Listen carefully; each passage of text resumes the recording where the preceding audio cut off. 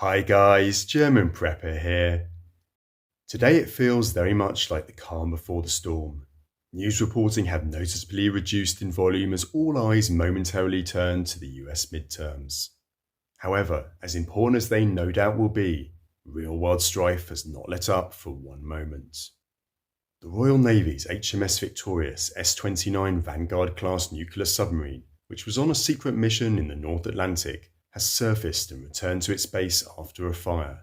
At the time of the incident, the submarine was carrying Trident II nuclear missiles. The submarine resurfaced in the North Atlantic to clear toxic fumes. It then returned to its base at HMNB Clyde in Faslane, Scotland. President Xi Jinping of China has stated today that Beijing will strengthen military training and prepare for war. The leader of the Russian Federation Wagner paramilitary organization, Yevgeny Prigozhin, has apparently confirmed that he is involved in influencing US elections. In response to a request for comment from a Russian news website, he has reportedly said, "We have interfered, we are interfering, and we will continue to interfere. Carefully, precisely, surgically, and in our own way, as we know how to do." I wonder which side they were supporting there, guys. The current administration seems to be doing a fine job of running the country into the ground. Moving on. Iran's Foreign Minister Hussein Amir Abdullah Khan has made the following confession. Some Western countries have accused Iran of helping Russia's war in Ukraine by providing drones and missiles. The part about the missiles is completely wrong. The part about the drones is correct. We did supply a limited number of drones to Russia in the months before the war in Ukraine started.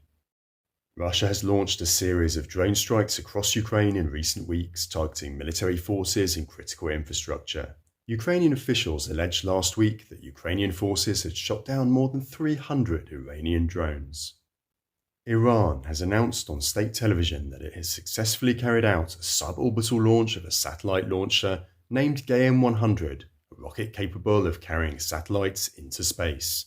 It is reportedly Iran's first three-stage solid-fuel satellite launcher and is capable of putting satellites weighing 80 kilograms into an orbit 500 kilometers from the Earth's surface. Across Ukraine, fighting continues along the front lines. Russian state media warns that the city of Kherson may soon come under attack. Kherson has reportedly been almost completely evacuated. 80% of the residents have left Chersona. About 60,000 to 70,000 people remain in the city, while before this stage of the war there were around 320,000. A Russian Federation official on national television has stated, "Today is the last day of civilian evacuation. The people who didn't leave understand the seriousness of the situation and my warnings." The General Staff of the Armed Forces of Ukraine has made a statement on the situation with Belarus as concerns grow at amassing Russian Federation troops. The Republic of Belarus continues to support the armed aggression of the Russian Federation against Ukraine, providing the Russian Federation with infrastructure, territory and airspace. The formation of Russia-Belarus groups of troops is underway in the territory of Belarus. There is still a threat of enemy airstrikes from the territory and airspace of Belarus. Linda Thomas Greenfield, US representative to the United Nations, has made the following announcement.